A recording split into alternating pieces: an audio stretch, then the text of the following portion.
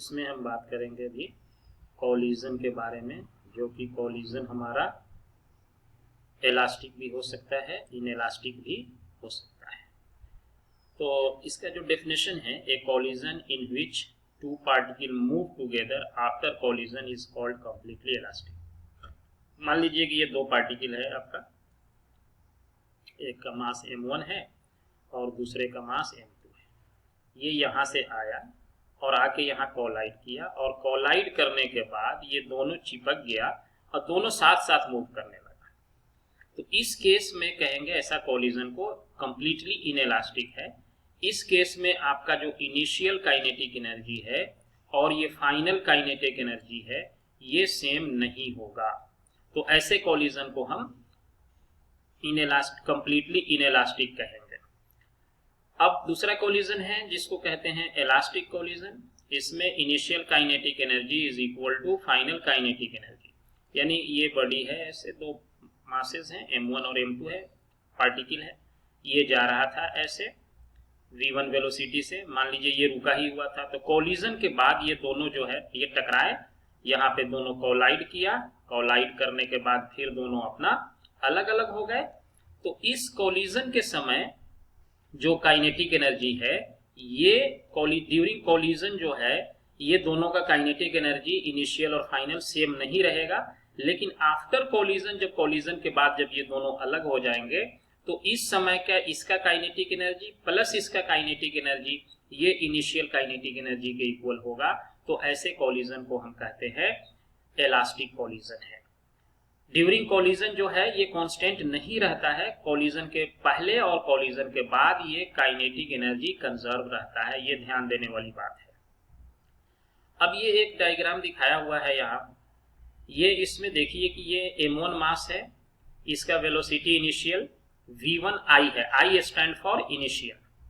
ये m2 मास है, ये इनिशियली ये रेस्ट में है, ये यहाँ आया, इससे क्या किया, ये कोलाइड हुआ।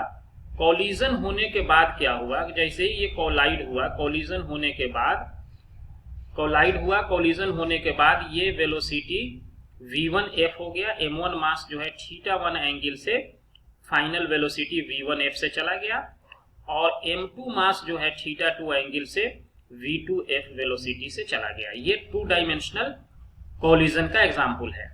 लेकिन पहले हम बात करेंगे कोलिजन इन वन डायमेंशन, और वो हमारा जो है कंप्लीटली इनइलास्टिक कोलिजन की पहले हम बात करेंगे।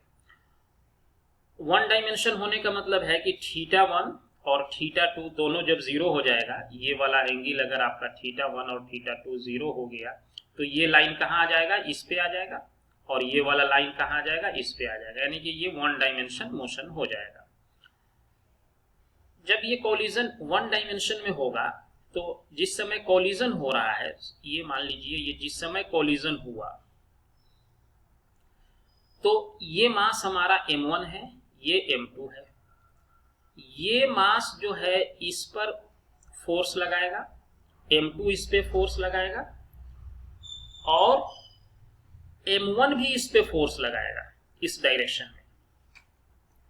तो इस फोर्स को मान लीजिए हमने एक डिनोटेशन दिया F12।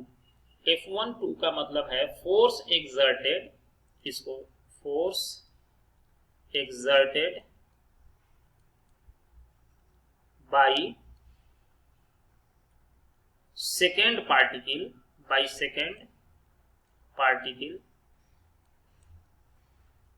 ऑन फर्स्ट पार्टिकल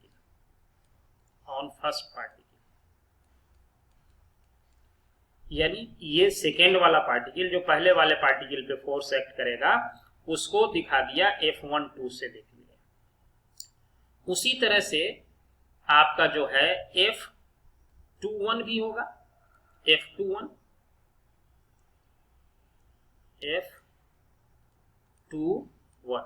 ये कौन सा फोर्स होगा, force exerted by first particle on second particle, ये होगा force exerted by first particle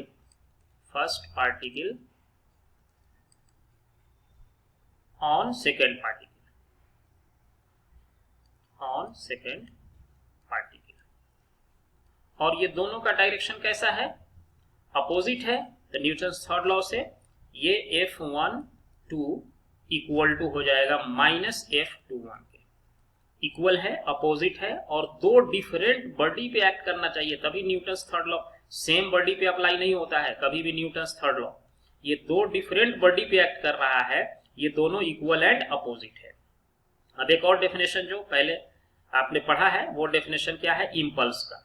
impulse क्या होता है, ये न्यूटन्स का, अगर इस लॉ को हम न्यूटन्स लॉ में यूज करें, न्यूटन्स लॉ का अप्लाई करें हम इस लॉ को, ये वाला देखिए यहाँ पे ये है, तो न्यूटन्स लॉ से फोर्स क्या होता है, फोर्स इक्वल टू होता है change in momentum, change in momentum of particle 1 by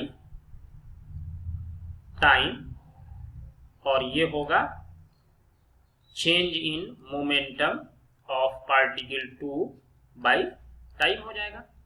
ये आपका क्या है, चेंज इन मोमेंटम है, किसका है, पार्टिकल 2 का। पार्टिकल 2 पे एक्सटर्नल फोर्स कौन लगा रहा है, एक्सटर्नल फोर्स 1 लगा रहा है। Force exerted by first particle, ये देखिए force exerted by first particle on second particle.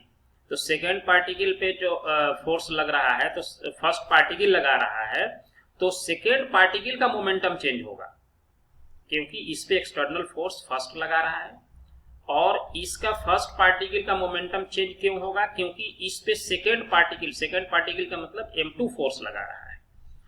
तो इस दोनों में ये देखिए डेल्टा टी कैंसिल हो जाएगा, और इस केस के लिए हम कंजर्वेशन ऑफ मोमेंटम की अगर बात करें तो ये हमारा delta P1 plus delta P2 equal to ये हमारा 0 हो जाएगा। यानी कि ये पार्टिकल खुद कोलाइड किया, कोलाइड करने के बाद क्या हुआ कि फिर ये सेपरेट होगा, तो इसका जो कंजर्वेशन ऑफ मोमेंटम है वो हमारा delta P1 equal to delta P, change in momentum of the first particle plus change in momentum of the second particle, ये क्या होगा, 0 हो जाएगा। अब हम इक्वेशन एक देखेंगे जिसमें कि हमारा इनएलास्टिक कोलिजन में कैसे जो है कि हम कैलकुलेट करते हैं वेलोसिटी का। तो कंप्लीटली इनएलास्टिक कोलिजन है। इनएलास्टिक कोलिजन ये हमारा 1 डायमेंशन में है। इनएलास्टिक कोलिजन जो हमने अभी देखा, जिसमें इनला 1 डायमेंशन है, तो θ1 इक्वल टू θ2 इक्वल टू 0 है। और मोमेंटम क्या है, इनएलास्टिक कोलिजन में भी मोमेंटम क्या रहता है, कंजर्व रहता है। तो मोमेंटम कंजर्व होने का क्या मतलब है, इसका इनिशियल मोमेंटम क्या है, मास m1, वेलोसिटी v1 i, और फाइनल मोमेंटम क्या हो जाएगा बताइए, फाइनल, क्योंकि दोनों कंप्लीटली अटैच हो गया है तो दोनों का मास m1 प्लस m2 हो जाएगा। और मान लीजिए कि ये किसी वेलोसिटी vf से ये चलने लगा, ये हमको कहां से आया, from conservation of momentum, conservation of momentum. ये हम बात कर रहे हैं अभी 1 डायमेंशन की, 2 डायमेंशन का भी हम देखेंगे आगे।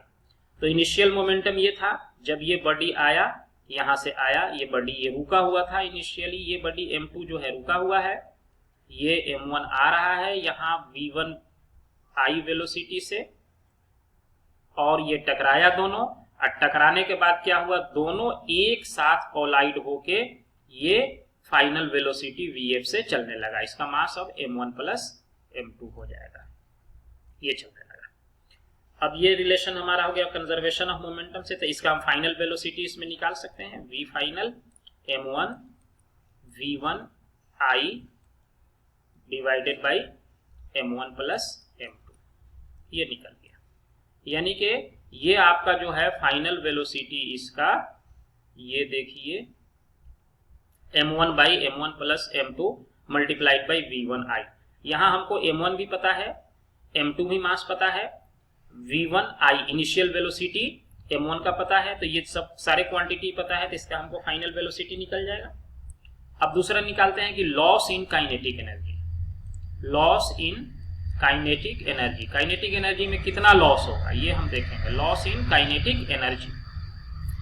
तो ये लॉस इन काइनेटिक एनर्जी कितना होगा, यानी कि इसको अगर हम डेल्टा के से लिखें तो इनिशियल काइनेटिक एनर्जी आपके पास कितना है, हाफ एम v1 आई का स्क्वायर माइनस 1/2, अब दोनों मास एक साथ अटैच हो गया है तो काइनेटिक एनर्जी m1 m2 और इसका फाइनल वेलोसिटी क्या है, vf है।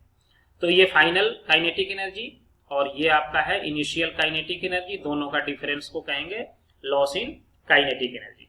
अब इसके वैल्यूज को हम क्या करते हैं, पुट करते हैं। vf का वैल्यू आपका कितना आया है, vf का वैल्यू ये वाला है इक्वेशन 1 में।